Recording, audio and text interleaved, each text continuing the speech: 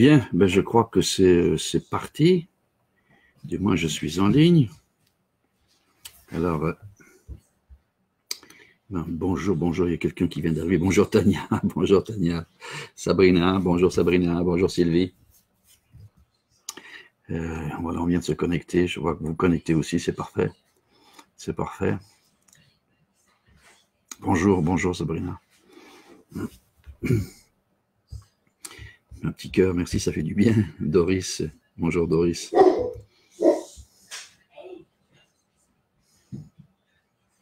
J'ai un gros chien qui aboie, j'espère qu'il ne va pas aboyer trop. Il veut participer à la conversation, mais je trouve que sa compréhension n'est pas toujours facile. Est-ce que vous m'entendez bien? Bonjour Jacinthe, est-ce que vous m'entendez? C'est important, je vais juste monter le son peut-être parce que je ne pense pas que je sois, c'est ça. Attendez. Est-ce que c'est mieux comme ça pour le son? Est-ce que vous m'entendez? Juste me faire un petit coucou pour me dire que vous entendez. Oui, c'est parfait, des petits pouces levés, donc vous m'entendez. C'est parfait. Bonjour Louis, bonjour Louis. Et bonjour les autres aussi qui sont là. Oups, je vais couper mon téléphone aussi. Voilà, et hop.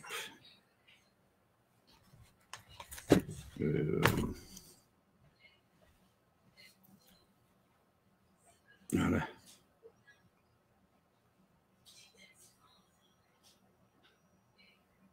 Voilà. Donc, bonjour Alain, bonjour, rebonjour Tania, bonjour Francine, bonjour William. William qui est en Californie. Bon, ben c'est bien, on va pouvoir commencer. Bonjour Lynn, bonjour Nadia. J'entends bien, c'est parfait, merci de me le préciser, parce que parfois je risque de parler, puis si vous ne m'entendez pas, ça ne sert pas à grand-chose. Alors, comme je le disais dans le titre, et si c'était le moment actuellement, en effet, je pense que vous êtes au courant que nous sommes sur des petits cœurs, merci qui est arrivé, c'est Karine, je crois. Nouveau commentaire, attendez un petit peu, parce que ça défile. Oui, Kada, bonjour Kada, oui, Carole, oui, Carole qui a réussi à se connecter, c'est parfait, Kada, Lynn, donc William, merci, Thérèse Fortier, Nicole Gratton, bon, Caroline Nadeau, bonjour vous toutes et vous tous, où que vous soyez sur la planète, parce que je vois qu'il y a un peu des gens un peu de partout dans le monde. Donc oui, cette phrase m'est venue d'une réflexion, parce que je veux dire, bon, on n'est pas sans savoir qu'il se passe quelque chose en ce moment, hein, du moins j'espère que ceux qui sont connectés sont au courant de ce qui se passe, je ne reviendrai pas là-dessus, merci pour les petits cœurs. Donc, et puis j'ai été sollicité, comme je le disais, par des personnes qui voulaient savoir si j'avais des solutions miracles. J'ai pas de solution miracle. Je suis naturopathe, c'est vrai, mais je n'ai pas de solution face à ça. J'ai d'autres idées, mais pas des solutions, comme on pourrait le dire, solutions pour soigner directement avec des huiles essentielles. Oui, on connaît les huiles essentielles. Hein, la Ravinsara, pour ceux qui ne savaient pas, est quelque chose, c'est un antiviral très puissant. Quant à son efficacité, j'en sais rien. Bon, moi, par exemple, je me suis soigné avec Ravinsara, Propolis, tea tree, etc. Je n'ai rien, tant mieux. Et je pense qu'on est beaucoup dans cette situation-là, même si on n'a pas pris d'Ravinsara, heureusement. Et puis, je me sentais un petit peu impuissant, parce que, je veux dire, c'est partout sur la planète, chez de la famille un peu en Italie, qui est en France, qui me disait que tout est gelé, etc. Je voyais sur Facebook, vous avez dû voir aussi des personnes qui sont un petit peu dans des situations tragiques parce qu'ils perdent un proche et en plus ils le perdent dans des conditions qui sont difficilement vivables, hein, comme perdre quelqu'un à l'hôpital alors qu'on peut même pas le visiter, que ce soit un parent proche ou un ami proche. Et tout ça, je me sentais un petit peu démuni et vraiment impuissant face à tout ça. Je me dis comment ça se fait qu'on n'arrive pas à trouver une solution plus rapidement, etc. Et tout d'un coup, étant confiné moi aussi, figurez-vous que j'ai effectué un travail qui est assez drôle, parce qu'il y a un bouquin que j'avais mis en page, comment je dire, il y a 20 ans de ça, et puis je n'avais jamais bien agencé, etc. Et puis, ben, j'ai passé mon temps, j'ai passé 4 jours là-dessus, 4-5 jours là-dessus, à essayer d'imprimer, préparer ce bouquin-là. Et donc, ça fait 20 ans que je vais le faire, et en fin de compte, je l'ai fait ces derniers jours. Et puis, cette nuit, je me dis, mais qu'est-ce que je pourrais éventuellement, comment je pourrais contribuer, comment je pourrais faire en sorte que je puisse vous apporter quelque chose qui vous est utile à votre vie d'aujourd'hui. Et tout d'un coup, m'est venue cette phrase, et si c'était le moment? Alors, moment de quoi, vous allez dire? Et je dois dire que cette phrase, si c'était le moment, c'est assez particulier parce que j'ai lu une poésie tout à l'heure de Robert Hamel, si vous voulez aller voir sur sa page, c'est une poésie qu'il clame comme ça. Et c'est drôle parce que dans cette poésie-là, j'avais les mêmes phrases qui me ressortaient, qui me sont sorties pendant la nuit. Et puis, ce matin, Cynthia écoutait Sadhguru, et puis, Sadhguru parlait aussi de la même chose. Il dit, tiens, c'est drôle, on dirait que cette énergie-là circule à travers le monde, et je suis certain que plusieurs d'entre vous qui m'écoutez vont dire, moi aussi, j'y pense. Et en effet, si c'était le moment de changer, pas changer soi-même, mais changer l'état d'être de la planète. Je parle pas pollution, je parle pas de grands mouvements comme ça, mais je parle tout simplement d'état intérieur. Et il y a quelqu'un qui m'avait écrit quand j'avais annoncé pas le webinaire, mais le live, la peur, est-ce qui nous tuera le premier? Et c'est vrai qu'on a pu assister à des mouvements de panique, des mouvements d'excès, notamment sur le papier toilette. Je ne sais pas chez vous comment ça se passe, mais ici, ça a été la ruée vers le papier de toilette. Je comprends qu'il en faut, mais de là à se ruer sur le papier de toilette, il y a peut-être d'autres choses de première nécessité, à mon avis, qui sont plus importantes, mais c'était le papier de toilette. Et puis, il y a des gens qui se sont même battus pour garder le sac de papier de toilette. Et je me dis, waouh, heureusement que nous sommes un peu encadrés, parce que s'il n'y avait pas cet encadrement, eh bien, ça serait de la folie, ça serait du pillage, il y aurait des tueries. On repartirait dans une espèce de barbarie, et barbarie qui nous habite. C'est pas, quand je parle d'eux, je parle de moi aussi, hein, c'est une barbarie qui nous habite. Et puis, je me dis, tiens, qu'est-ce qui s'est passé? Eh bien, c'est la peur. La peur. Et la peur est quelque chose de tout à fait légitime, et c'est quelque chose qui nous habite. Enfin, quand je dis qui nous habite, je considère que l'univers est habité aussi par la peur, dans le sens que si on l'a en nous, ben, c'est que c'est à l'extérieur aussi. Hein, c'est quelque chose. Et la peur nous a aidés dans notre évolution, dans l'évolution de l'univers.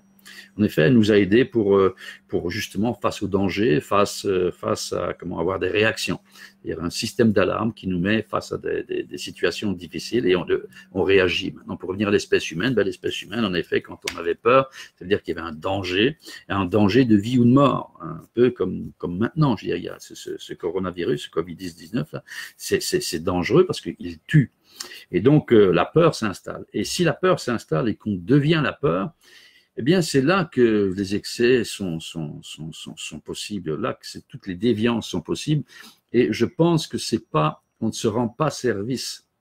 C'est drôle parce que face à cette peur qui est encore d'actualité, il y a une espèce de petite graine qui a été plantée il y a peut-être aussi au Big Bang, hein, on parle du Big Bang, naissance de l'univers, qu'on appelle conscience.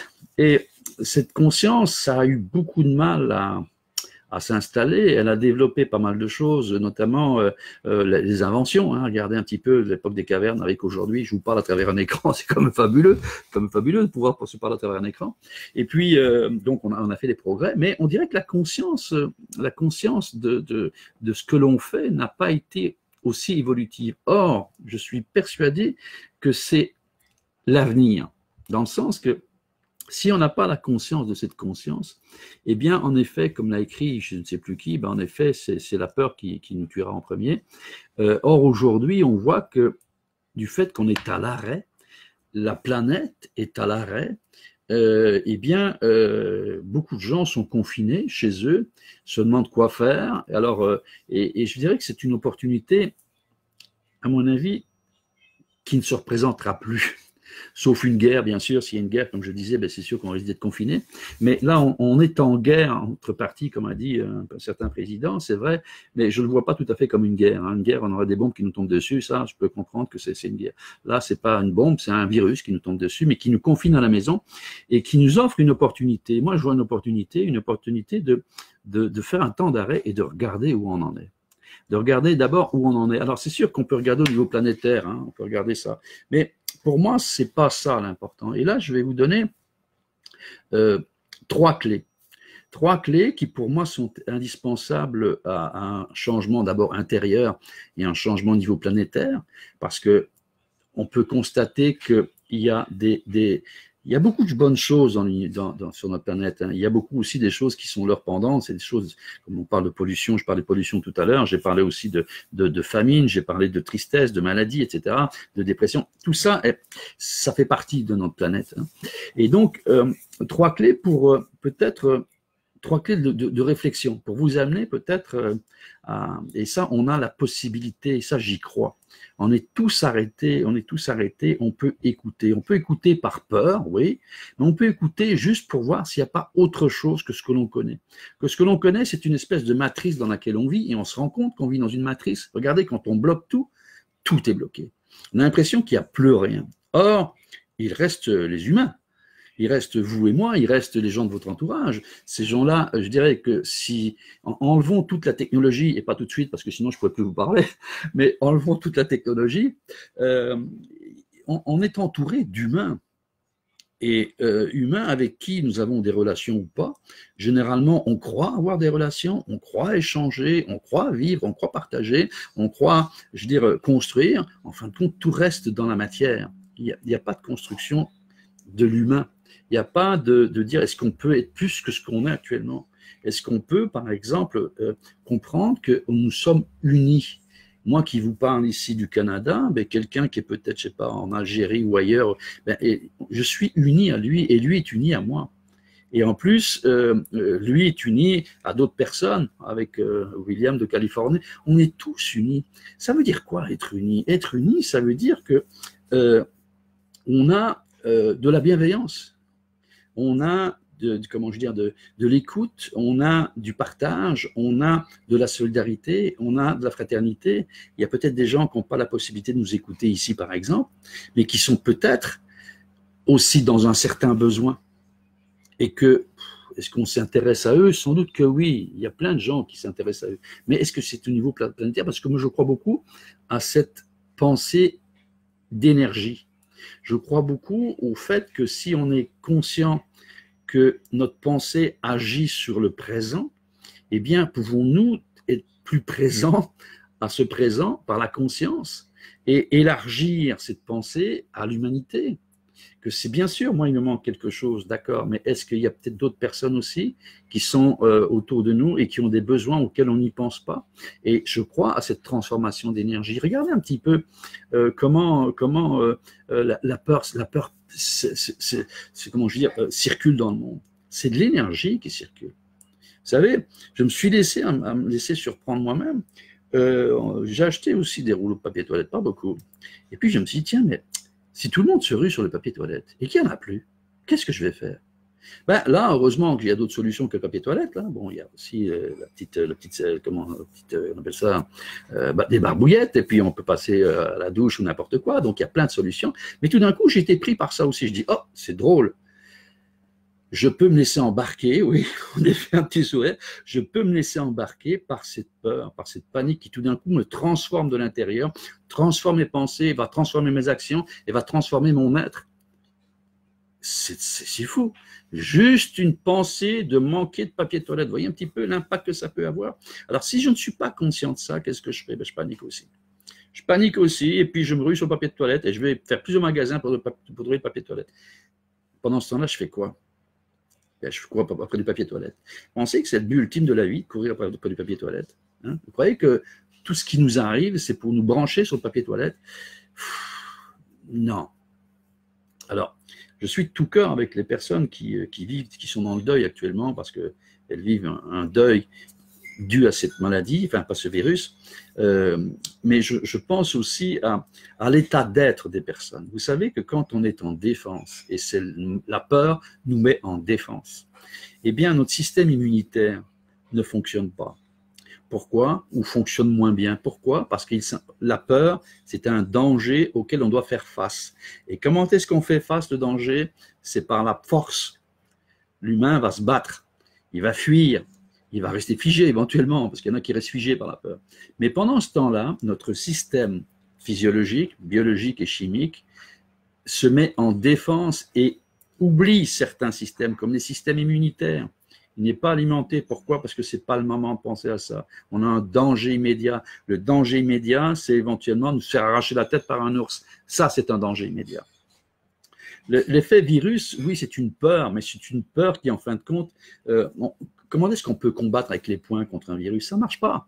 Mais par contre, on s'enclenche en peur, donc on a une peur, on se crée un ours dans la tête, et du coup, notre système se met en défense. Et donc, pour les personnes qui sont déjà comment je dis, sensibles à ça, eh bien, ils se privent d'une possibilité de combattre le virus en se mettant en défense, en se mettant en panique, parce que notre système immunitaire ne va pas fonctionner comme il devrait fonctionner. Le fait de se mettre en croissance, c'est-à-dire, OK, j'ai eu peur, je me rends compte, mais mon état d'être s'est passé en croissance, c'est-à-dire sortir de cette peur et rester dans un état de croissance, et là je vais en venir à comment est-ce qu'on peut rester dans un état de croissance, c'est augmenter nos possibilités de survie, c'est augmenter notre possibilité de vie, c'est aussi augmenter notre possibilité de communication avec les autres. Quand on est en défense, on ne communique pas avec les autres, on communique juste notre peur, on communique ce qui nous fait paniquer, oui, et donc c'est ça qu'on transmet aux autres, c'est notre panique. Je ne sais pas qui me parlait, j'ai eu quelqu'un au téléphone tout à l'heure et qui me parlait de peur. Il dit, mais qu'est-ce qui va m'arriver, etc. Bon, je dis, mais stop, on arrête. On arrête de projeter dans le futur ce qui pourrait arriver.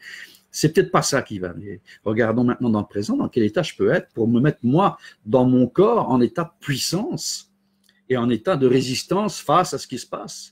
Non seulement ça, mais de m'unir aux autres, parce que je crois beaucoup, et je ne vais pas revenir sur certains, comment je veux dire, faits au point de vue, par exemple, des gens qui ont médité pendant X temps sur, je crois que c'est la ville de Chicago, où il y avait un groupe de gens qui ont médité en essayant de porter une énergie de paix, d'amour, etc., sur une ville comme Chicago, et puis sur une fin de semaine, ils sont mis à faire ça, et puis on a vu que la criminalité a baissé de 30%.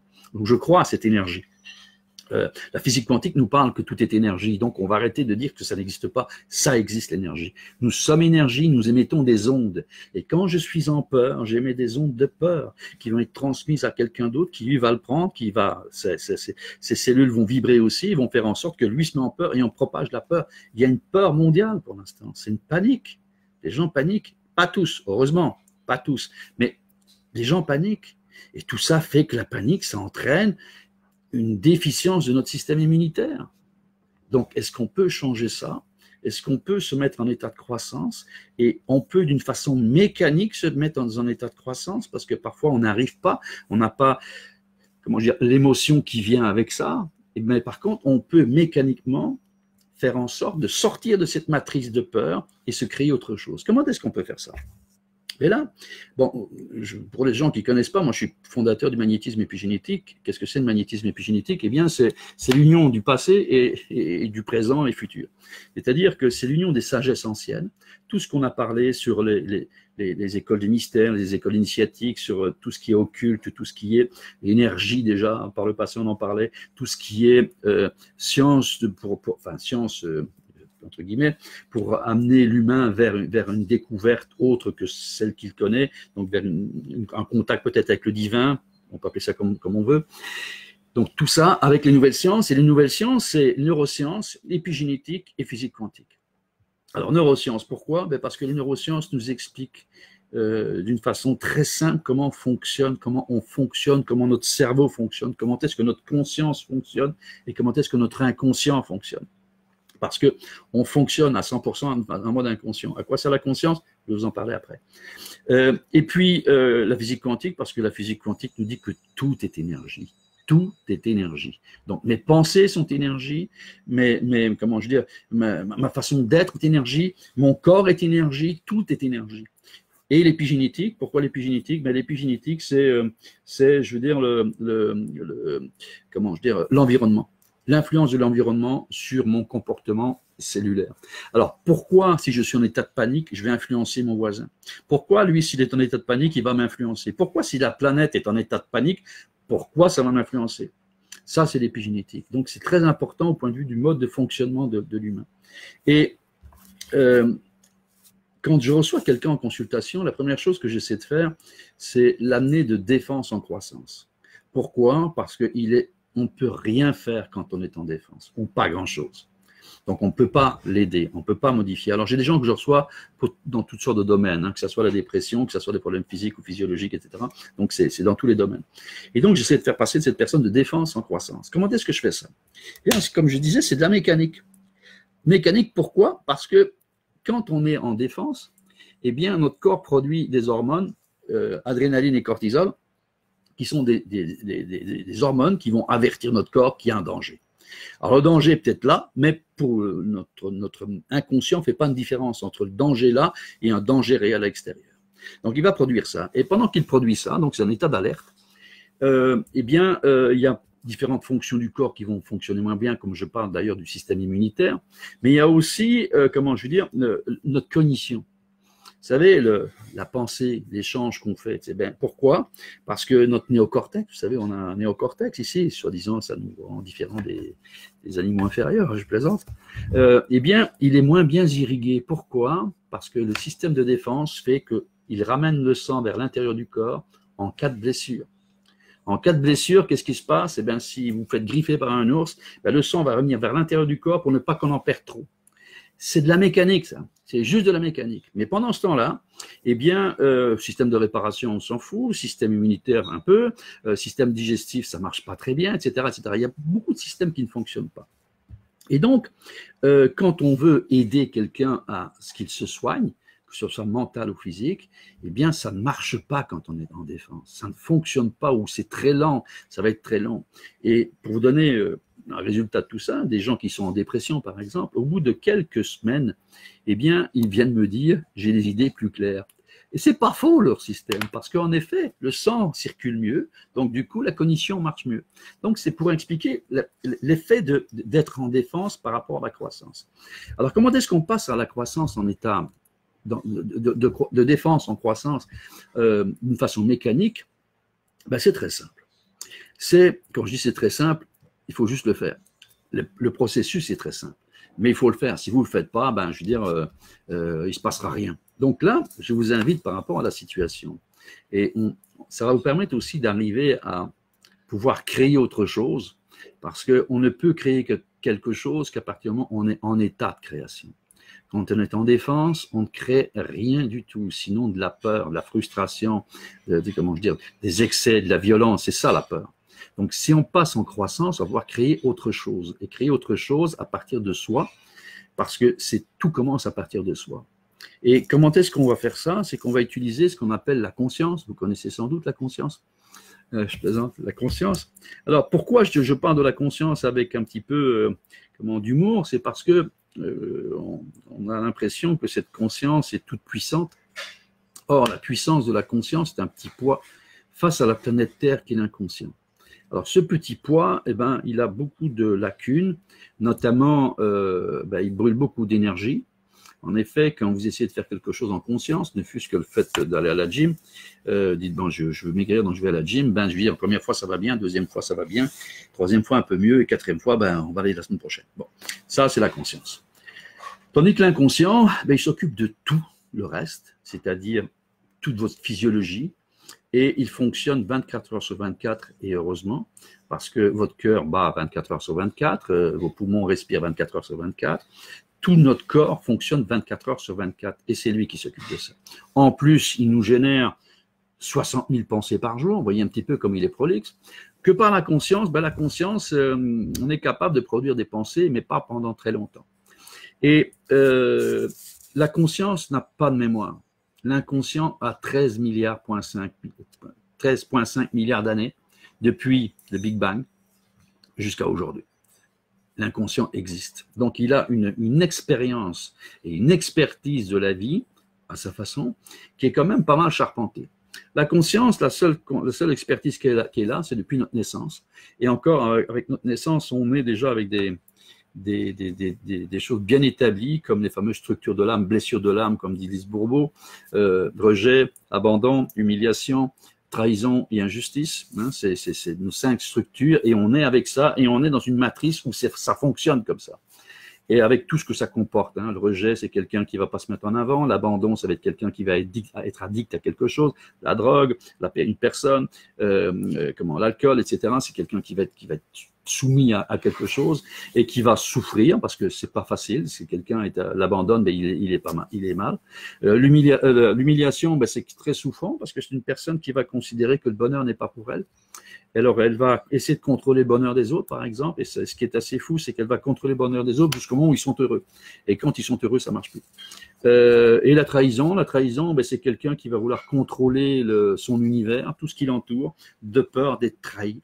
Et donc, il va devenir quelqu'un qui va soit être étouffant pour les autres, ou il y a aussi le bon côté, devenir un bon chef d'entreprise éventuellement, mais c'est quelqu'un qui va contrôler. Et si jamais il perd le contrôle, c'est quelqu'un d'archi-violent. Vous devez connaître peut-être autour de vous, archi-violent. Et l'injustice, c'est quelqu'un qui est tellement souffrant ou qui a tellement souffert qu'il s'est coupé de ses émotions. Il s'est coupé de ses émotions de telle manière qu'il ne ressent plus rien. On a l'impression qu'il ne ressent plus rien. Et donc, c'est quelqu'un qui va vivre seul. Il ne va jamais demander d'aide, ça va être quelqu'un qui va faire des burn-out parce qu'en fin de compte, il travaille. Du fait qu'il ne ressent pas ses émotions, eh bien, il va aller jusqu'à l'épuisement. Donc ça, c'est les structures mentales avec lesquelles on est. Et puis de là, ben là, vous allez voir un petit peu que par un enfant qui continue à grandir, ben il va commencer à avoir des considérations, il va commencer à émettre des jugements, il va commencer à avoir des frustrations, il y aura un ego qui va s'installer, etc. Et on vit là-dedans, et puis on arrive à 20 ans, 30 ans, 40 ans, 50 ans, peu importe. Et là, comment je dire, il est pas bien. Il est pas bien, et donc il va les consulter, et puis ben là, dans la consultation, on va lui dire, bon écoute, tu as vécu des situations difficiles, mais il faut que tu acceptes. Et donc, ben, on va accepter. Je veux dire, bon, on est parti dans l'acceptation et on va essayer de s'arranger. Pas d'estime de soi, pas de confiance en soi. On va travailler sur soi-même pour essayer de se sentir mieux dans sa peau. Enfin, ceux qui veulent, parce qu'il y en a qui restent fermés, qui trouvent qu'ils sont très bien comme ça, et c'est leur choix. Si on peut parler de choix, c'est pas tout à fait ça, mais bon, on parlera du choix à un autre moment.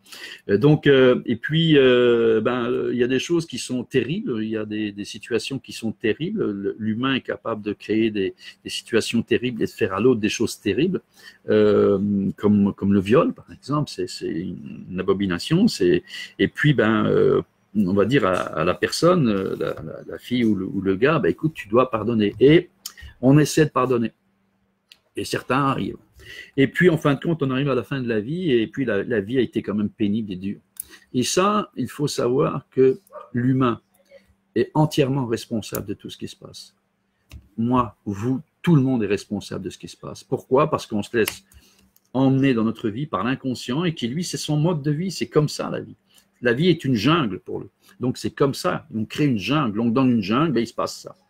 Et c'est là que je me dis qu'il y a peut-être une autre voie. Et si quelqu'un vit comme ça, ben oui, il va développer toutes sortes de choses, des maladies, il va développer des problèmes mentaux, des problèmes psychiques. Il va développer plein de choses. Parce que quand on vit là-dedans, c'est pas un bain épanouissant. C'est pas un bain dans lequel on dit oh j'aime ça. Non, ça marche pas. Il y a des moments oui, mais souvent ça ne marche pas. Et je me suis posé la question à savoir, mais à quoi sert cette conscience? Parce qu'on aurait pu très bien vivre en mode inconscient, ça n'aurait pas changé grand-chose, puisque la vie est comme ça. Et je me suis dit que la conscience peut-être avait une autre fonction. Une autre fonction que de ne pas oublier d'acheter du papier toilette, par exemple.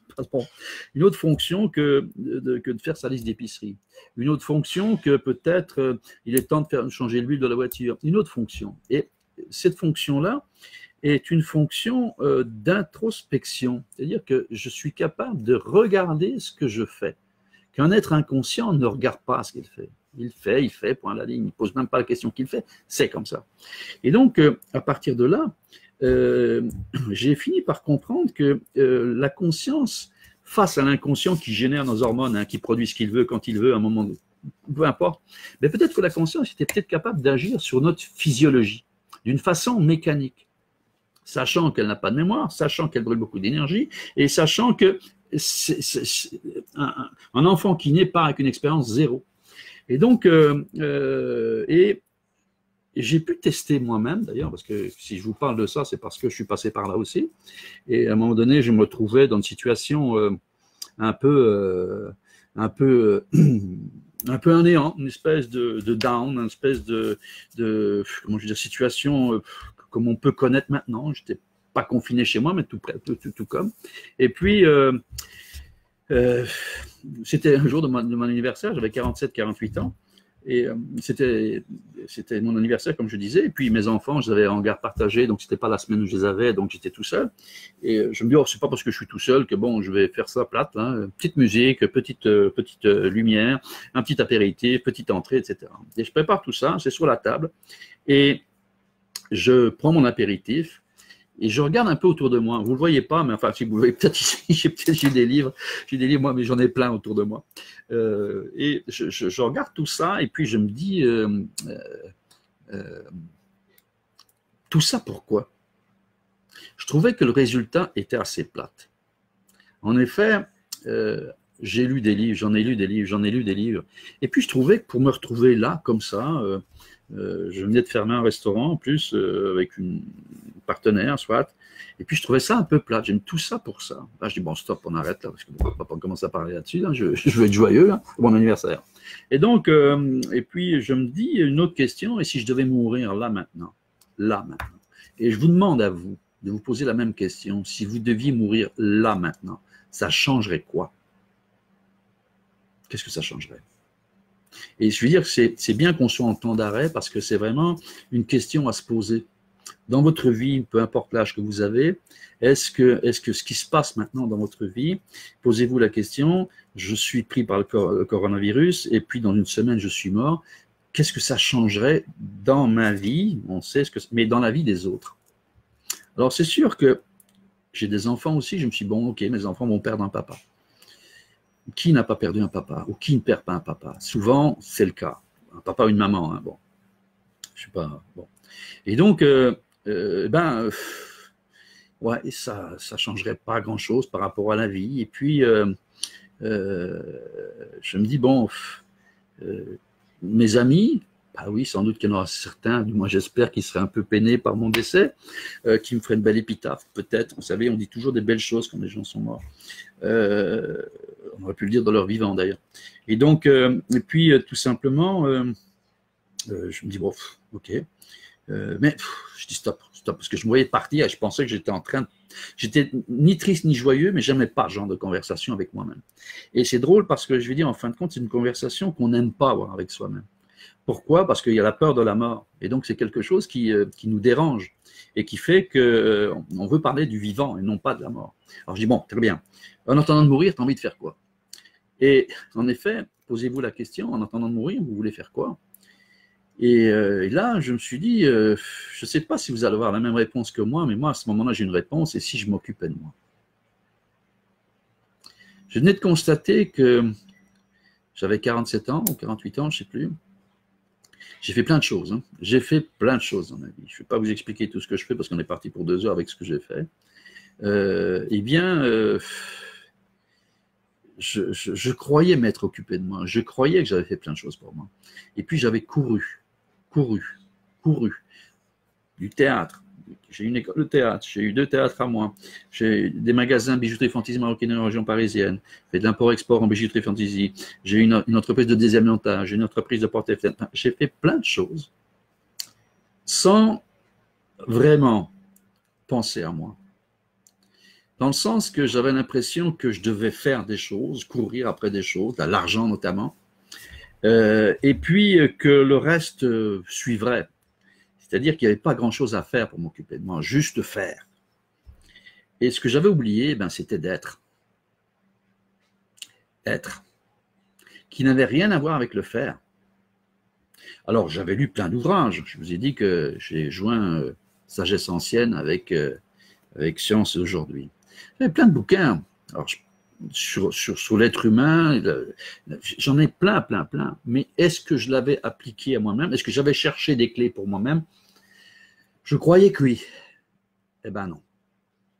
Je me rendais compte que j'avais 47 ans ou 48 ans et que tout ce que j'avais fait n'était pas pour être, juste pour avoir et pour faire. Alors posez-vous la question aujourd'hui, nous sommes en arrêt là, on est bloqué. Est-ce que votre vie, vous avez essayé d'avoir et de faire, ou de faire et avoir, ou bien vous avez pensé à être avant tout? Être avant tout, ça veut dire l'intérieur, comment je suis, comment je fonctionne, qui je suis, pourquoi je suis là, c'est quoi vivre, c'est quoi la vie? Et moi qui suis dans la vie, je représente quoi dans la vie? Est-ce que j'ai mon rôle à jouer, comme le colibri, l'histoire du colibri? Très belle exposition d'ailleurs de Marie Roberge sur le colibri. Allez voir Marie Roberge et puis colibri.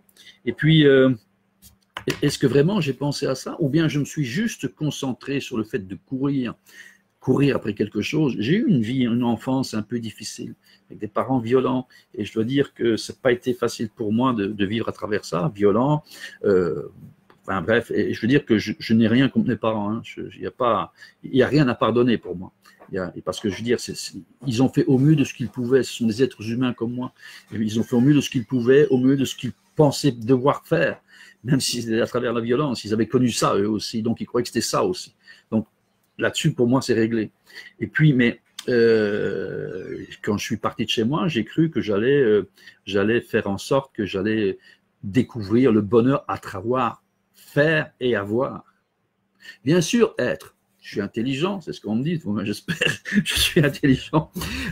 Et donc, je trouvais qu'avec ça, c'était suffisant. J'étais quelqu'un qui était capable de me sortir de situations difficiles. Je me disais, waouh, bien, très bien. Je suis tombé plusieurs fois, je me suis relevé, waouh, c'est très bien. Mais à travers ça, si je devais mourir là maintenant, est-ce que j'aurais voulu faire autre chose ou être autre chose, être quelqu'un d'autre?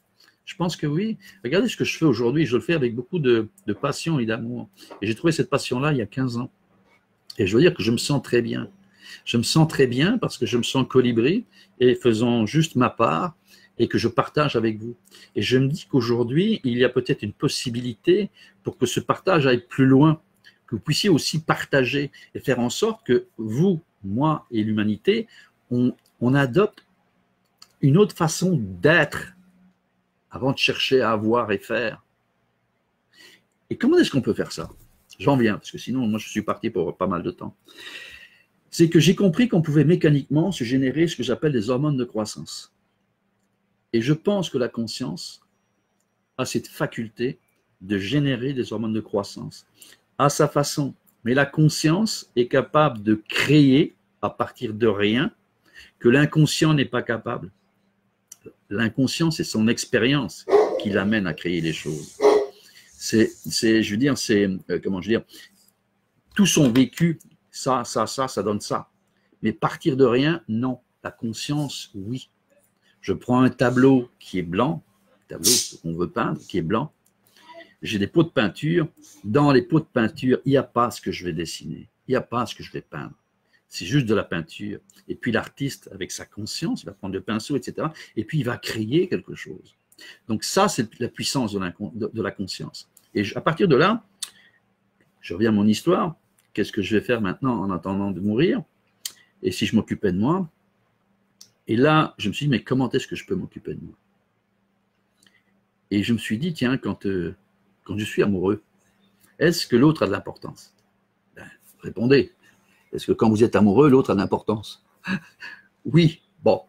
Est-ce que, moi j'espère, est-ce que vous aimez être en contact avec l'autre? Vous aimez partager avec l'autre? Est-ce que vous aimez faire des choses avec l'autre? Oui. Est-ce que maintenant, quand il n'est pas là, est-ce qu'il n'est pas dans votre tête ou dans votre cœur? Ben oui, c'est pas parce qu'il n'est pas là qu'on n'y pense pas. Et je veux dire qu'il est présent sans même qu'on y pense. C'est inconscient, il est là, il nous habite. Est-ce que maintenant, si l'autre est en difficulté, est-ce que vous êtes là pour éventuellement voir si vous pouvez contribuer? Si vous pouvez avoir de la compassion, si vous pouvez comprendre éventuellement ses difficultés et trouver avec lui des solutions? Ben, si vous êtes en amour, oui. on ne veut pas que moi je être bien et que mon conjoint soit pas bien. C'est quelque chose qui est lié. Est-ce que quand l'autre s'en va pendant plusieurs semaines, est-ce que je l'oublie et que tout d'un coup il disparaît et que je n'y pense même plus? Non. Il a beau être loin, il est toujours là. Donc sa présence est en moi 24 heures sur 24. Est-ce que je suis comme ça avec moi? Est-ce que je suis comme ça avec moi? Est-ce que vous êtes comme ça avec vous? Est-ce que vous êtes en présence de vous-même 24 heures sur 24?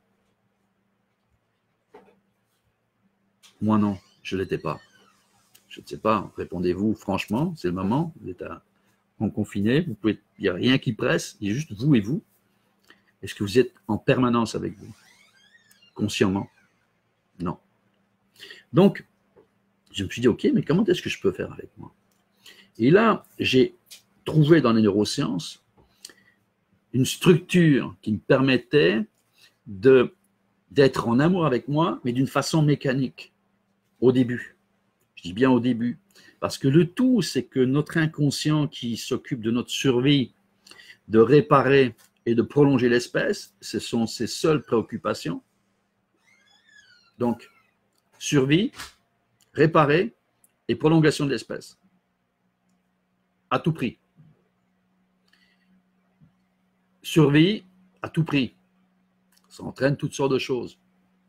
Donc, est-ce que je peux passer une information que je vais construire avec ma conscience, une information qui va me mettre en croissance et faire en sorte que cette information passe dans mon inconscient et que l'inconscient l'applique.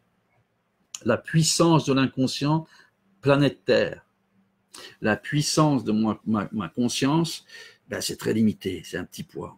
Mais par contre, peux être conscient de ma conscience et voir les effets que ma conscience peut avoir sur ma physiologie, sur mon être, sur mon psychisme, sur ma spiritualité. Je peux voir ça. Donc, par contre, comme elle brûle beaucoup d'énergie, il me faut un protocole qui ne soit pas trop long, qui ne soit pas compliqué à appliquer. Ce n'est pas 2 heures de gym, sinon je n'irai pas. Ça va être facile et dans le quotidien, pas en dehors du quotidien, sinon je ne le ferai pas non plus. Alors, la première chose qu'il faut faire, c'est d'abord se créer un focus. Un focus sur qui? Sur quoi? Eh bien, sur la personne la plus importante de ma vie. Et qui est la personne la plus importante de ma vie? Répondez. Selon vous? Eh bien, ce n'est pas les enfants, ce n'est pas le conjoint, ce n'est pas les parents, ce n'est pas le cousin, cousine, ce n'est pas les étrangers, c'est soi-même. Mais ça, c'est juste une phrase. C'est mon chien, c'est juste une phrase. Excusez-moi, j'ai mon chien qui aboie très fort. Il est d'accord pour dire que c'est juste une phrase. C'est juste une phrase. En effet, si on n'applique pas cela au quotidien, c'est juste une phrase qui n'a aucun sens.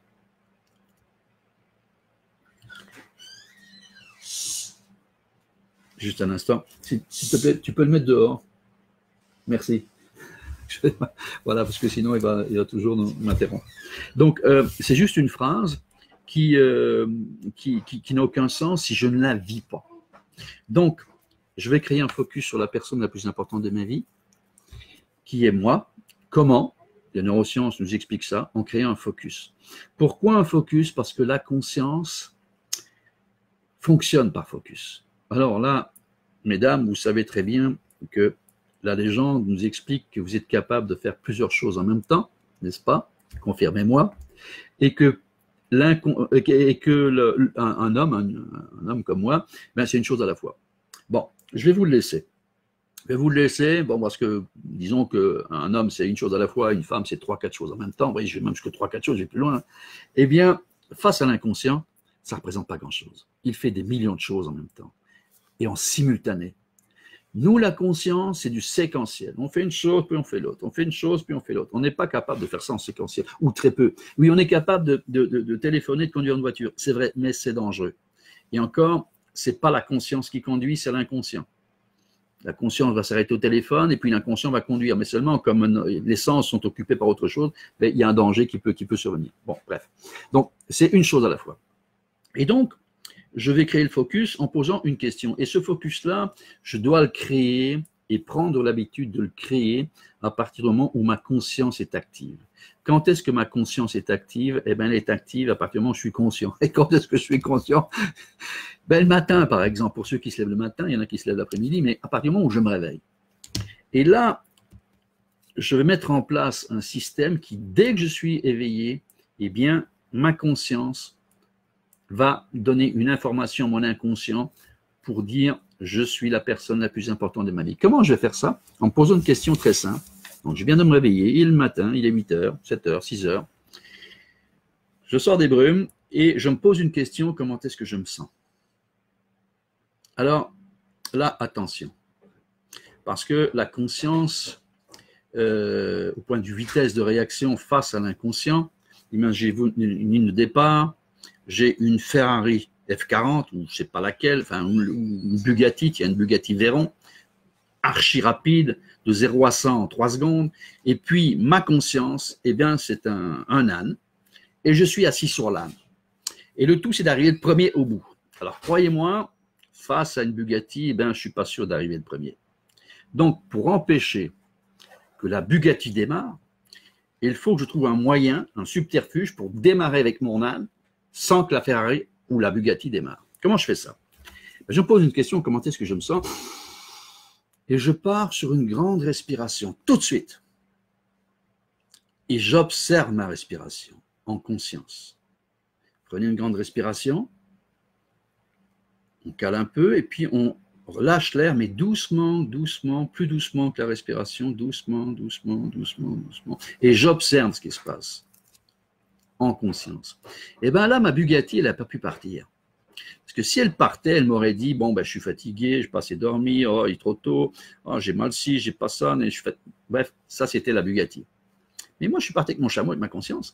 La Bugatti n'est pas démarrée, et puis moi, je fais mon petit exercice de respiration, et je relâche doucement cette respiration. Et j'observe. Qu'est-ce qui se passe généralement quand vous respirez comme ça? Eh bien, généralement, moi, je sens que ça me détend. Je ne sais pas vous, moi, ça me détend. Ça me fait du bien. Et là, ça a une double fonction, cette respiration. La première, c'est vrai que ça détend, mais ce n'est pas la plus importante. La plus importante, c'est l'action mécanique face à mon système parasympathique. Qu'est-ce que c'est le système parasympathique? Il fait partie du système nerveux autonome, donc il fonctionne, comme son mot le dit, d'une façon autonome, et il y en a trois. Il y a le sympathique, le parasympathique et l'entérique. Et le parasympathique s'occupe de quand je suis en mode détente. Quand il n'y a rien autour de moi qui me stresse, je suis en mode détente, le parasympathique occupe ses fonctions et permet à ce que mon corps fonctionne à plein à 100%. Quand je suis en stress, donc en défense, c'est mon sympathique. Et mon sympathique, ben lui, comme je vous ai dit, il arrête certaines fonctions ou il les met au ralenti, notamment le système immunitaire. Et donc, quand je respire comme ça, c'est un geste mécanique qui va alerter mon parasympathique pour dire que tout va bien.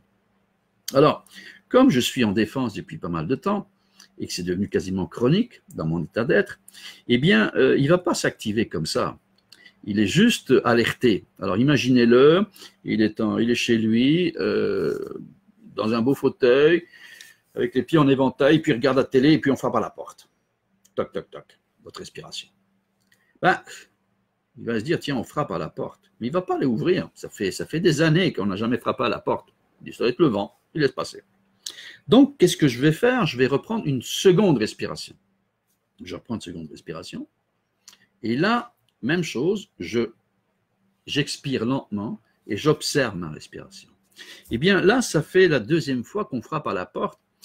Pourquoi je fais ça? Parce que je vais en avoir besoin à un moment donné de ce parasympathique. Parce que c'est lui qui va activer des choses dans mon corps, et notamment la production d'hormones de croissance. Cytosine, endorphine, sérotonine, etc. Ce sont des hormones de croissance. Dopamine. Et donc, j'ai pris ces deux respirations, et mon inconscient n'aime pas trop ce qui se passe, parce que lui, il aime gérer les choses. Et donc, les neurosciences nous expliquent que quand ma conscience est active, ben, l'inconscient a du mal à passer. Il fait sa job. Hein, le cœur continue à battre, et puis les poumons respirer, et puis tout dans le corps travaille. Mais il n'arrive pas à prendre le contrôle de mon état et de ce qui se passe autour de moi. Et donc, on va essayer de le décrocher. De le décrocher, pourquoi? Parce que il y a une pression derrière. Et comment je vais le décrocher? Eh bien, je vais le décrocher par une des facultés qu'a l'inconscient, qui est une faculté qui est fabuleuse. C'est que pour l'inconscient, tout est vrai. Tout est vrai. Qu'est-ce qui est vrai, par exemple? Ben, quand je regarde un film un peu émouvant, je sais pas, est-ce que vous avez une petite larme à l'œil quand c'est un peu émouvant? Est-ce que ça vous arrive de pleurer devant un film? Est-ce que ça vous arrive, vous? Moi, oui, ça m'arrive. Ça m'arrive, oui. Et je dois dire que ça m'arrive, et même parfois sur le même film que j'ai vu il y a 20 fois. 20 fois. Je prends E.T., ça fait longtemps que je ne l'ai pas vu, mais je me souviens, j'ai vu une vingtaine de fois. Vous savez, quand il devient tout blanc, là, et tout sec, là, il n'y a rien à faire. Pourtant, je sais qu'il va ressusciter, mais il n'y a rien à faire. Je suis dans le film, je suis rentré dans le film, et bien j'ai une petite larme, etc. Pourquoi? Parce que pour mon inconscient, tout est vrai. Tout est vrai. Et ça, je vais utiliser cette faculté-là pour essayer de le décrocher. Faire en sorte qu'il puisse décrocher pour que je puisse produire avec ma conscience des hormones de croissance. Hormones de croissance qui vont mettre en état d'auto-guérison, qui vont mettre en état de protection maximale, de vibration maximale. Et pourquoi je parle de vibration? Parce que, comment je veux dire, quand on est en pleine puissance, il n'y a pas avec un taux vibratoire normal pour un être humain, qu'on n'a pas de préoccupation, qu'il n'y a pas dans notre corps des zones moins vibrantes que d'autres, eh bien, on est presque inattaquable. On est presque, comment je veux dire, on n'offre pas le terrain épigénétique, on n'offre pas le terrain à tout ce qui pourrait nous nuire, notamment les bactéries, les virus, qui ont un taux vibratoire en dessous. Pourquoi on voit une tumeur cancéreuse sur un scan? Parce que la vibration est différente par rapport au reste du corps. La vibration émise par la tumeur cancéreuse est différente du reste du corps. C'est pour ça qu'on la voit au scan. C'est pareil, tout ce qui nous entoure, virus, etc., ils ont un taux vibratoire, donc ils s'installent là où le terrain est propice. Sinon, ils arrivent, ils vont ailleurs parce qu'ils ne peuvent pas s'installer.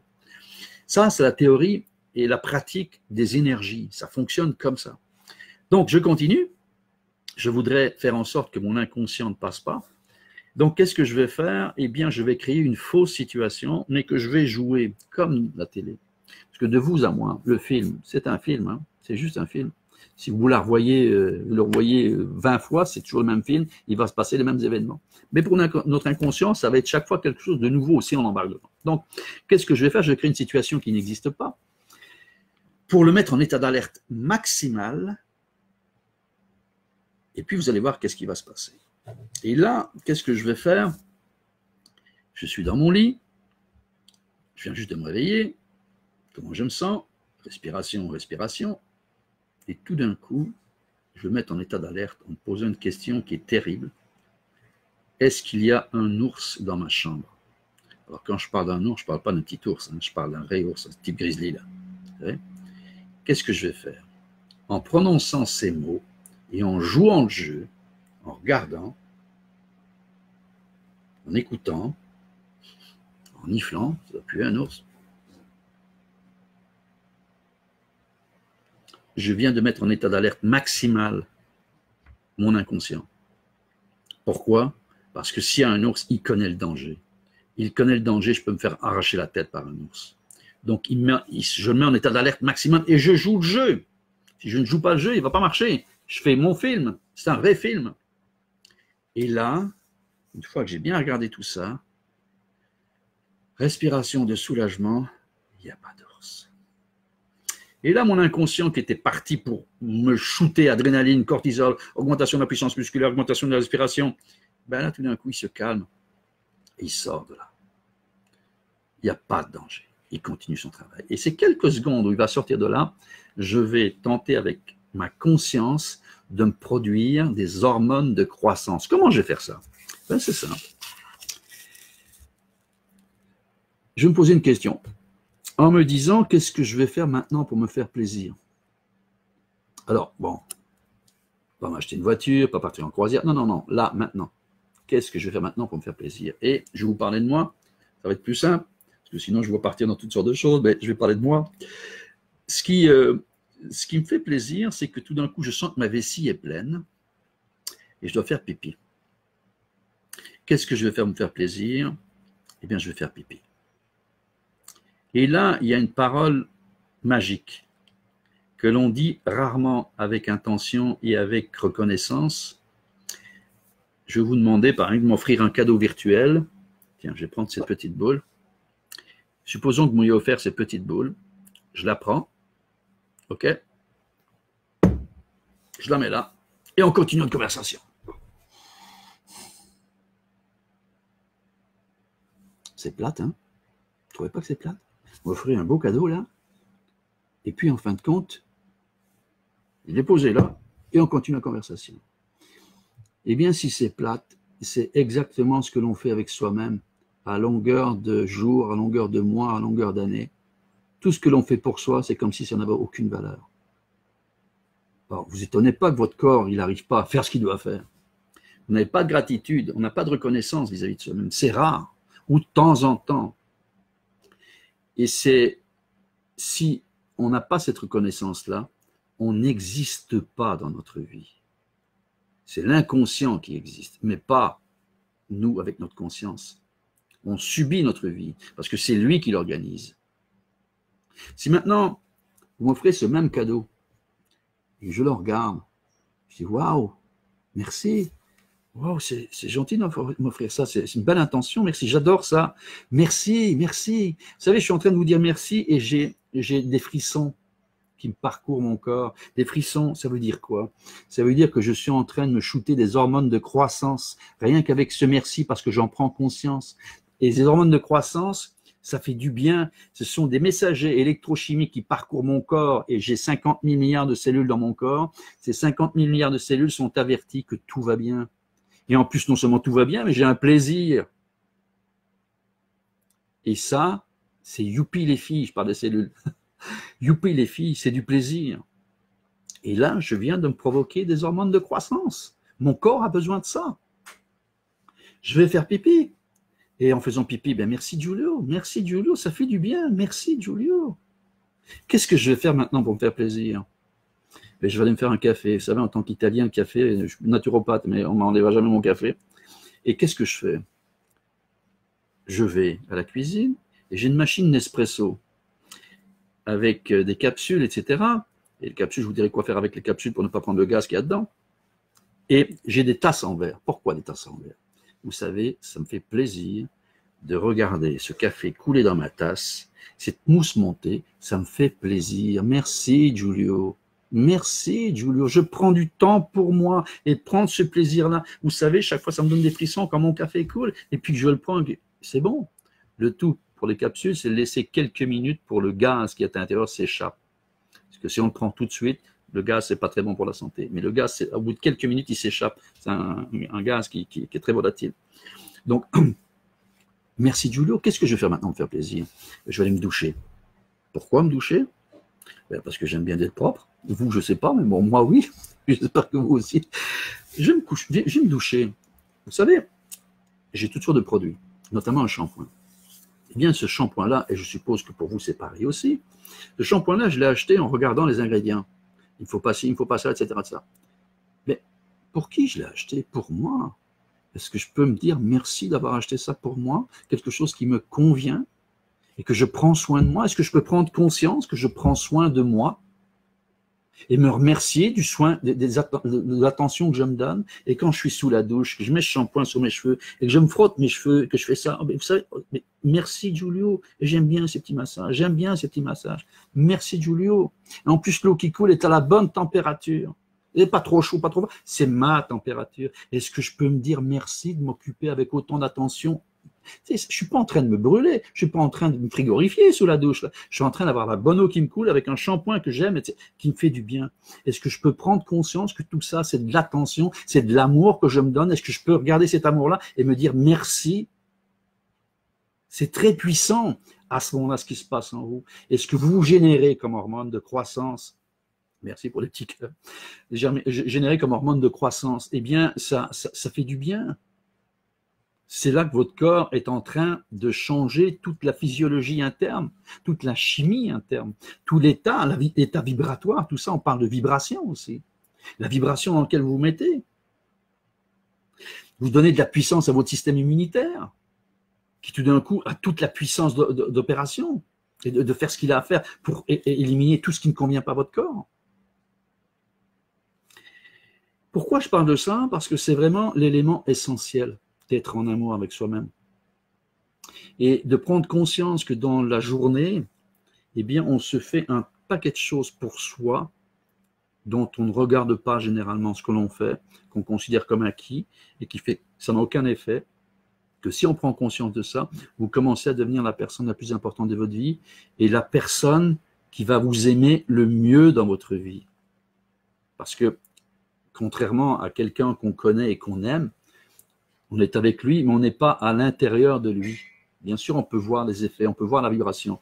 Mais moi, j'ai cette chance-là, et vous aussi, c'est que non seulement vous pouvez vous voir de l'extérieur par la conscience, mais en plus ressentir les effets intérieurs. C'est fabuleux, et c'est puissant. Et c'est là que vous mettez votre système d'auto-guérison en puissance maximale. Et si vous faites ça le matin dans votre routine quotidienne, 15 à 20 minutes, pas plus, 15 à 20 minutes, et puis une fois par heure, 20 secondes. Comment est-ce que je me sens? Respiration, respiration. Est-ce qu'il y a un ours dans le bureau ou chez moi? Il n'y en a pas. Qu'est-ce que je vais faire maintenant? Me faire plaisir? Je ne sais pas, je vais continuer ce que je faisais, ou bien tiens, je vais lire quelque chose. Tiens, je vais prendre quelque chose et je vais lire. Ok. Et là, je m'arrête. Merci, Giulio. Je viens de tout arrêter pour la personne la plus importante de ma vie, c'est-à-dire moi. Je suis responsable de moi, responsable de ce qui se passe dans ma vie, responsable de ce que j'aimais dans ma vie, responsable de ce que je projette dans ma vie et celle des autres. Waouh! Là, je pense qu'on peut parler de densification de conscience. Je ne parle pas d'élévation de conscience, parce que l'élévation de conscience, ça fait partie de l'ordre de préséance pour moi. On s'élève, non, non. On densifie la conscience dans la matière. Ça, oui. C'est pas uniquement des mots, c'est que dans mon quotidien, dans mes actions, dans mon verbe, dans ce que je fais, la conscience y est. Si je fais quelque chose, je peux être conscient de ce que je fais. C'est quoi l'impact que ça a sur moi et sur les autres? C'est une densification de conscience. Alors ça, c'est quelque chose donc, que l'on fait une fois par heure, ensuite 20 secondes.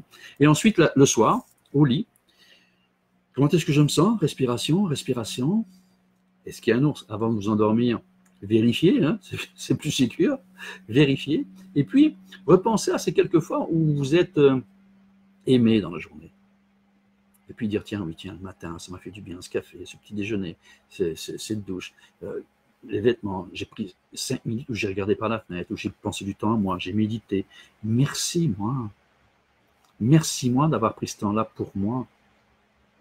Merci d'avoir pris ce temps-là pour y repenser, pour créer un effet velcro sur les bonnes choses et pas un effet téflon. En effet, l'inconscient, il a deux choses, l'effet téflon et l'effet velcro. Et figurez-vous que l'effet velcro, sur quoi il le met? C'est sur toutes les mauvaises choses. Dans la journée, vous avez eu un petit pépin, ça va être le clou de la journée. Un petit pépin, ouais, je sais pas moi, j'ai reçu une facture que je pensais pas avoir et puis il faut que je la paye, ou bien j'ai cassé une tasse qui appartenait je sais pas à qui, ou bien je sais pas moi, je suis arrivé en retard. L'inconscient va retenir tout ce qui est négatif, effet velcro. Tout ce qui est l'effet téflon, eh ben, c'est-à-dire les bonnes choses, c'est l'effet téflon, il s'en fout. Il ne retient pas. Alors, à la fin de la journée, ben, ce qu'on a retenu, c'est le clou de la journée qui, en fin de compte, était négatif. Là, ce que vous pouvez faire, c'est créer un effet inverse. C'est créer l'effet velcro sur les bonnes choses. C'est pour ça que le soir, vous y repensez à ces bonnes choses-là, vous êtes pour eux. Et ça change aussi la chimie intérieure de notre corps. Ça change, je veux dire, tout ce que vous vivez pendant la nuit. C'est sûr que vous allez vous endormir ensuite. Mon chien qui recommence. Excusez-moi. Bref. C'est sûr que vous allez, comment je veux dire, vivre des choses qui ne sont pas toujours agréables, mais si vous repensez aux bonnes choses, c'est là que vous créez un effet velcro. Et que vous habituez à votre inconscient, parce que c'est lui qui va contrôler les choses, à mettre un effet velcro sur les bonnes choses. Et là, vous passez de défense en croissance. Et ça va très vite, c'est une question de 15 jours, 3 semaines, c'est pas plus que ça. Et déjà, les premiers jours, vous avez déjà les effets, mais quand l'inconscient va agir d'une façon automatique, là, ça prend encore plus de puissance. Et il y a un dernier moment où vous devez faire ça aussi, c'est quand il y a un événement qui se passe, comme par exemple, là, vous avez, je sais pas moi, l'annonce d'une vous êtes atteint du Covid-10. Vous avez deux possibilités. Soit que vous allez vous tracasser et vous n'allez pas vous aider, soit vous allez vouloir passer en croissance en vous donnant les moyens de passer en croissance. Et là, qu'est-ce qui se passe? Ok, j'ai reçu une mauvaise nouvelle, ça me contrarie, je me sens pas bien. L'émotion que je génère ici est une émotion lourde, ça me fait de la peine. Je ne suis pas une émotion. Vous n'êtes pas une émotion. Vous n'êtes pas une émotion. Vous n'êtes pas une perception. Vous n'êtes pas un ego. Vous n'êtes pas, comment je dirais, une sensation. Vous n'êtes pas vos croyances. Vous n'êtes pas ça. Vous êtes je ne sais pas si c'est quelqu'un ou quelque chose de beaucoup plus puissant que ça. Alors, accédez à votre puissance. Accédez à votre puissance en étant plus que ça. Et en effet, si je ne suis pas une émotion, que je ne suis pas un ego, que je ne suis pas une situation, que je ne suis pas ma souffrance, qu'est-ce que je suis? Et là, je vous laisse mettre le mot que vous voulez, que ce soit l'énergie, étincelle divine, moi, il n'y a plus d'importance. Mais vous êtes beaucoup plus puissant que ça. Et c'est par cette puissance-là que vous pouvez vous générer. Et je pourrais vous citer des cas de personnes qui sont venues me voir avec des cancers ou autres, et qui, en fin de compte, ont appliqué ça simplement. Moi, je suis pas magicien. Je les soutiens à faire ça, et puis qui sont passés de mourir, c'est-à-dire que bon, on leur donnait 6 mois à vivre, et ça fait 7-8 ans aujourd'hui, ils sont toujours en vie. Donc vous voyez un peu la puissance que vous avez à l'intérieur, si vous accédez à cette puissance. Mais pour accéder à cette puissance-là, il faut passer par la croissance, par l'amour de vous. Pourquoi? Parce que je dis que l'univers, c'est macrocosme. L'humain est un microcosme. Si on veut, je veux dire, passer à travers tout, mais il faut s'aimer. C'est l'amour de soi qui peut tout sauver, qui peut sauver notre planète, qui peut sauver l'humanité, qui peut sauver... C'est ça, c'est l'amour de soi. Alors, peu importe ce qui se passe dans votre vie, mettez-vous en croissance. Et je vais donner un dernier exemple avec un moine tibétain qui était en Birmanie. Et je ne sais pas si c'est encore une junte militaire, mais à l'époque, c'était une junte militaire, et donc les moines n'étaient pas les bienvenus. Et donc, il est torturé. Et puis, je lisais un bouquin de ce moine-là qui explique que, bon, il s'est fait enfermer, puis il s'est fait torturer. Et lui, sa première préoccupation, tenez-vous bien, c'était de ne pas haïr son tortionnaire. Alors je dis, écoute, là, il faut être moine pour penser comme ça. Là, tu es quelqu'un qui est en train de te torturer, et toi, tu penses à pas haïr ton tortionnaire. Je dis, bon, ok, c'est un moine. Bon. Et je continue. Et à la fin, c'est pire. À la fin, c'est vraiment pire. Parce qu'à la fin, il explique que son tortionnaire n'a jamais réussi à atteindre son bonheur intérieur. Alors je me dis, bon, ok, moi, je ne suis pas moine, là. Je ne pense pas que je le deviendrai un jour, et je ne comprenais pas. Aujourd'hui, je le comprends. Je le comprends parce qu'il n'était pas sa souffrance. Il était bien plus que ça. Et ça, c'est quelque chose d'exceptionnel. Alors, on n'est pas tous pour devenir ou penser ou croire ce genre de choses. Mais je peux comprendre la puissance de cet être-là, la puissance qu'il avait sur son corps et sur lui-même. Ça dépasse l'entendement. On est tous capables d'avoir cette puissance-là. On est tous capables d'avoir cette force-là à l'intérieur de nous et faire en sorte que ce qui se passe autour de nous ou en nous, ben, nous soyons au-dessus de ça. Même si c'est la mort qui arrive en bout de chemin. Et je veux dire que la mort, on est tous égaux là-dessus, on passe tous par là à un moment donné. Mais comment est-ce que je vais franchir ce passage de vie? Est-ce que je vais le franchir en défense, en peur, recroqueviller sur moi-même et avoir peur de tout, ou je passe en puissance, parce que c'est ça la vie. C'est de la puissance et de l'amour. Ça, c'est la premier outil que je voulais vous donner. Un deuxième outil, qui est un outil basé sur la respiration. Et croyez-le ou ne le croyez pas, ça n'a aucune importance, faites-le. Par contre, faites-le comme le film. C'est-à-dire qu'il faut le faire en vous mettant dans la peau de ce que vous faites, dans l'intention de ce que vous faites. C'est un exercice de respiration que vous pouvez faire qui est très court, mais qui est très puissant. C'est quelque chose que j'enseigne aux personnes qui ont des difficultés, et souvent quand ils l'emploient, ils me disent « Waouh, c'est fou, difficultés physiologiques ». Ils me disent que bon, ça marche. Et parfois, ils n'y croient pas du tout, mais ça marche quand même. Alors l'exercice est très simple. Vous allez vous asseoir sur une chaise, une chaise ou un fauteuil. Vous pouvez faire ça allongé, mais j'évite parce qu'allongé, on a tendance plutôt à s'endormir plutôt qu'à faire des exercices. Et donc, vous allez vous calmer. Hein, donc, vous pouvez faire l'exercice de respiration. Comment c'est ce que je me sens? Respiration, respiration. Est-ce qu'il y a un ours? Il n'y a pas d'ours, c'est parfait. Qu'est-ce que je vais faire maintenant pour faire plaisir? Je vais me nettoyer. Je vais me nettoyer de l'intérieur. Et comment je fais ça? Eh bien, vous allez à l'inspiration, bouche fermée, Vous allez inspirer et visualiser que vous ramenez tout ce qui est nocif dans votre corps. Vous allez ramener ça à un endroit, les poumons, ramenez tout ça dans un endroit. Et puis, à l'expiration, bouche ouverte, vous allez expulser tout ce qui est nocif en vous le plus loin possible dans l'univers. Et franchement, la visualisation a beaucoup d'importance. Et donc, ramenez tout ça, faites 1, 2, 3, 4, 5 respirations en ce sens-là, bouche ouverte.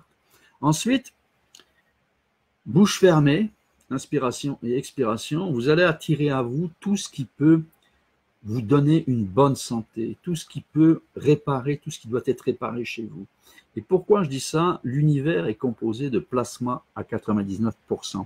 Qu'est-ce que le plasma? Le plasma est ce qui a constitué l'univers et qu'il constitue encore. Ce sont des particules libres qui servent à tout, et notamment à la bonne santé. Et vous pouvez ramener ça dans vos poumons, inspiration, dans les poumons, et puis le répartir partout dans le corps, pour venir combler ce que vous avez enlevé et y mettre ce que vous avez besoin pour une bonne santé. Et c'est sûr que ça peut paraître bizarre, hein, mais croyez-moi, c'est très puissant l'exercice de respiration. Et je veux dire que dans certaines cultures, ce qui a donné naissance à la vie, c'est le nefesh. Nefesh, c'est le souffle divin. Alors, c'est d'ésotérisme, mais je crois à cette image, c'est que par le souffle, on peut s'aider.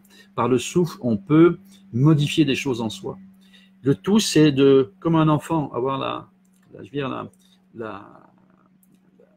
la naïveté, entre guillemets, de l'enfant qui croit, qui est émerveillé. Croyez à cette puissance-là. Vous pouvez vous dégager des choses, notamment des maux de tête, notamment des douleurs, etc., des parties du corps. Vous pouvez. Ça, c'est une chose que l'on peut faire régulièrement. Faites-le le matin, le midi, le soir, faites-en toutes les heures.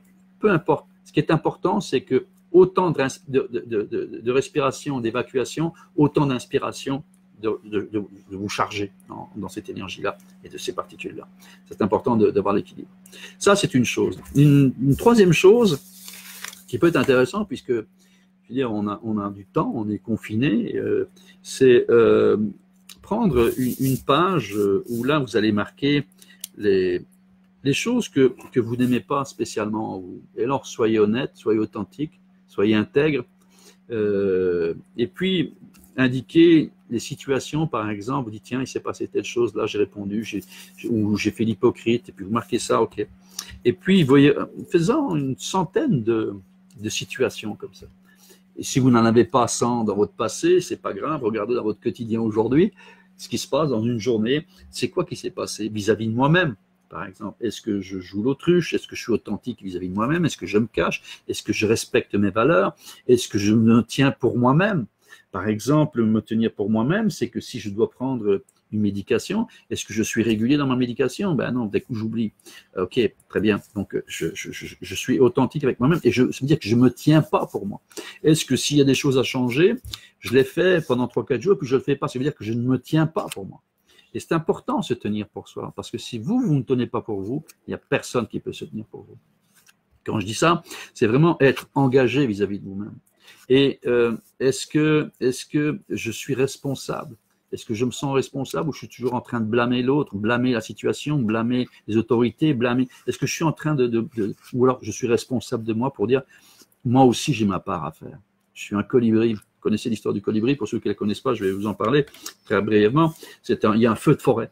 Un feu de forêt, et tous les animaux courent pour fuir ce feu de forêt, les ours, les éléphants, les chats, enfin les chameaux aussi, pourquoi pas, les ânes, tout le monde court vers l'extérieur. Et puis il y a un colibri qui, lui, va à la rivière, prend une goutte d'eau, et puis il va sur le feu, et puis jette la goutte d'eau. Et il y a un éléphant qui lui dit, mais qu'est-ce que tu es en train de faire, colibri? Et le colibri répond simplement, je fais juste ma part. Donc, peu importe que vous soyez colibri ou éléphant, faites votre part. D'abord pour vous, et puis pour les autres, mais surtout pour vous. Faites votre part. Et ça fait partie des piliers de prendre conscience de notre responsabilité. Est-ce que je suis intègre dans mes valeurs? On a tous des valeurs. Mais est-ce que mes valeurs, je suis toujours intègre vis-à-vis de mes valeurs? Est-ce que je suis toujours intègre? Est-ce que j'applique mes valeurs? Est-ce que je suis conscient que j'applique ou pas mes valeurs? On est tous solidaires, n'est-ce pas? On est tous, moi le premier, mais est-ce que je suis toujours solidaire dans mes actions? Est-ce que parfois je ne préfère pas me masquer et faire comme si je ne le voyais pas? Hein, faire en sorte, vous savez, il y a plein de choses qui se passent dans la vie, et alors on se donne bonne conscience, on donne un peu de sous comme ça, on est tranquille, on a fait ça part. Non, c'est pas ça, faire ça part. C'est peut-être aller plus loin, peut-être, je sais pas moi, participer. Je dois dire que les bénévoles et actuellement les infirmières qui travaillent, c'est waouh. Vous savez, ils sont en train de risquer leur vie. C'est fou. Regardez un petit peu cette solidarité, cet engagement, j'appelle ça un engagement. Vous direz, ils sont obligés. Ben non, ils ne sont pas obligés. Pourquoi ils sont obligés? C'est des humains, ils peuvent très bien refuser, pas y aller. Ils y vont quand même. Donc, c'est vraiment ça. Donc, mes valeurs, c'est mon intégrité. Si je ne respecte pas mon intégrité, ça ne peut pas fonctionner dans ma vie. Ça ne peut pas fonctionner, ça ne peut pas faire en sorte que ma vie se passe bien, puisqu'il y a des valeurs qui, de temps en temps, quand ça me plaît, je les applique, et quand ça ne me plaît pas, ben, c'est comme si je ne les voyais pas. Suis-je intègre? Oui ou non? Suis-je authentique avec moi-même? Est-ce que je me cache derrière des choses, derrière l'autre, ou est-ce que je suis capable de me dire, tiens, j'ai pas fait ça, et c'est moi qui suis responsable, je ne suis pas tenu pour moi, je ne suis pas tenu pour toi, je ne suis pas responsable. Alors, vous voyez, tout ça fait que, en faisant ces deux listes, sur les aspects négatifs et les aspects positifs, on va le dire comme ça, ben après, ce que je vous invite à faire, c'est en choisir 12. 12 et vous donner un planning que vous allez travailler dessus pendant un mois. Faire en sorte que c'est pas moi, je manque d'écoute. Eh bien, pendant un mois, je vais travailler à essayer d'écouter. Quand je manque d'écoute, ça ne veut pas dire entendre. C'est vraiment écouter l'autre. Quand l'autre me parle, est-ce que je suis en écoute ou en réaction? Ou déjà, je suis en train d'imaginer une réponse alors qu'il n'a pas fini de me parler? Ou alors, est-ce que j'écoute jusqu'au bout? Écouter jusqu'au bout? Est-ce que je suis capable de recréer ce qu'il vient de me dire avec lui? Et puis, à partir de là, parler. Si, par exemple, je suis quelqu'un qui me met en colère, ben, je veux dire, c'est difficile. C'est devenu une habitude. Est-ce que je peux décider de prendre une habitude et de me dire, OK, dès que je sens que je pars, je vais prendre quelques respirations. Comment est-ce que je me sens? Respiration, respiration. Est-ce qu'il y a un ours? Qu'est-ce que je vais faire maintenant pour faire plaisir? Ben, je vais prendre quelque chose et puis, pendant quelques minutes, lire. Guérir le traumatisme. Peter Levine montre dans cet ouvrage comment retrouver les processus naturels. Et puis, je prends conscience et je me dis, merci, Giulio. Je viens juste d'arrêter quelque chose qui semblait inarrêtable, mais d'une façon mécanique. Je l'ai arrêté. C'est juste de la mécanique, ce que je viens de faire là. Il n'y a pas de volonté, il n'y a rien du tout. C'est qu'en fin de compte, je prends conscience et puis je fais mon protocole que je connais par cœur. Donc, à ce moment-là, je prends mon protocole et je fais en sorte que je l'applique. Et quand je l'applique, je me rends compte que je suis sorti de l'émotion qui allait me générer de la colère ou de la réaction. Et puis, je prends conscience et je me dis merci, Giulio. Là, je viens de contrecarrer toute la chimie que la colère allait m'engendrer par une autre chimie de gratitude. Et si vous faites ça pendant un mois, vous allez voir qu'il y a des effets.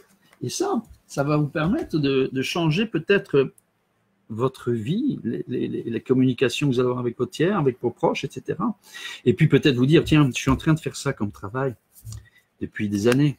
Est-ce que c'est ça qui me convient? Ou est-ce que j'ai quelque chose que j'aimerais faire, que je ne pense plus? Est-ce que je pourrais mettre en place petit à petit des étapes pour y arriver et changer ma vie?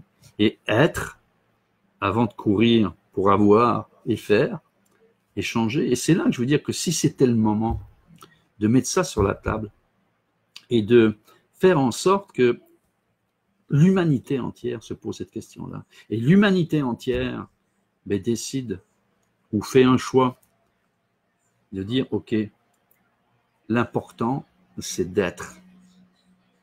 L'important, c'est d'être une personne que je veux être. Et pas être soi. Hein. Non, être soi, on est toujours soi-même. Même quand on n'est pas bon, on est soi-même. Mais être ce dont on rêve, faire passer le rêve à la réalité, on a cette possibilité-là. Nous avons tous cette possibilité. Et moi, j'y crois. Je ne sais pas si vous y croyez, j'espère que oui, il y a des petits cœurs, donc vous y croyez, merci. Mais c'est le moment. C'est vraiment le moment. Et ça, c'est des conversations que vous pouvez avoir avec vous-même d'abord. Soyez en amour avec vous-même. Quand on est en amour, on va décrocher la lune. Hein, c'est ce qu'on dit. Eh bien, on va décrocher la lune pour nous et pour les autres. Si vous êtes en amour avec vous-même. Alors, c'est ça que je voulais faire passer aujourd'hui comme message, je veux dire, comme intervention, où je vous invitais à vous poser la question, et si c'était le moment pour être. Et ça va très vite, hein. C'est pas une question d'années ou de mois. Mon protocole, c'est 15 jours, 3 semaines. 15 jours, 3 semaines. C'est pas long. 15 jours, 3 semaines pour commencer à vraiment sentir qu'est-ce que c'est être en amour avec vous. C'est pas long, mais ça peut faire toute une différence dans votre vie si vous l'appliquez et dans la vie des autres. Voilà. Je regarde si tout est fini, si c'est ça. Ah oui, le miroir, c'est ça, je vous ai donné ça, l'effet du miroir. Voilà, c'était un peu ce que je voulais vous partager. Et c'est pour moi ma contribution un petit peu à l'humanité. On représente l'humanité, c'est ma contribution. Si maintenant vous avez besoin de soutien, ben je suis là. Et je dois dire que pour l'instant, je suis ouvert, donc sur Facebook, sur n'importe quel genre de plateforme, je suis là. Il suffit juste de me contacter. C'est pas des consultations que je vous demande, hein, c'est pas ça du tout. C'est vraiment un geste de ma part qui est totalement gratuit. Mais je voudrais en effet qu'on puisse profiter de ce moment que nous sommes en train de vivre pour changer ce qui se passe, changer ce qu'on voudrait changer et créer ensemble, vous et moi, parce qu'on est tous unis, créer une planète qui ressemble à nos rêves, une planète qui ressemble à ce qu'on veut vivre. Une planète où c'est solidarité, fraternité, compassion, écoute, soutien, que ce soit ça, qu'il n'y ait aucune violence dans cette planète, parce que je veux dire, dans notre matrice dans laquelle on est, je ne vous ferai pas de dessin. Bon, la violence, elle est là, mais je pense que nous avons la possibilité de créer autre chose, et j'aimerais vraiment, je ne sais pas si vous, ça vous fait parler, ça vous fait vibrer. Moi, ça me fait vibrer. Merci pour les petits cœurs, les petits pouces qui passent, merci. Et donc voilà, alors je vous invite à partager. Je crois que cette vidéo va rester, parce que je ne sais pas comment fonctionnent exactement les directs, parfois ça reste pas. Partagez, faire en sorte que ça fasse un petit peu tache d'huile. Voilà. Et si vous avez des questions, je me ferai plaisir de vous répondre. Je ne sais pas si là-dedans il y avait des questions, c'est nous. Merci pour ce beau partage, Frédéric Bastien, merci. Geneviève Chapdelaine, nous-mêmes, oui, combien vrai, Marianique. Attendez. Je ne sais pas comment ça fonctionne, si on descend ça. Merci Louisette, merci à toi, Marc, etc. Pierre Richard, merci. Tania, comment en voyage être 7 jours sans prendre un bain, que les douches, etc. Oui, tout à fait. Oui. J'apprécie, j'ai conscience du plaisir que j'offre à mon corps. Oui, bien sûr. Parfait. T'as un ours devant la porte. J'ai un ours devant la porte. C'est juste mon chien, je pense. Quoi qu'il est gros comme un ours, hein. Il est costaud. Josiane, merci Giulio, je suis obligé de vous quitter. Merci. Oui, il y aura un replay, je pense que oui, Josiane, ça va rester. Alors Geneviève Rock, ça m'a fait plaisir que tu parles de cette respiration en 2 temps. Oui, en effet, pour nettoyer. Et croyez-moi, c'est très efficace.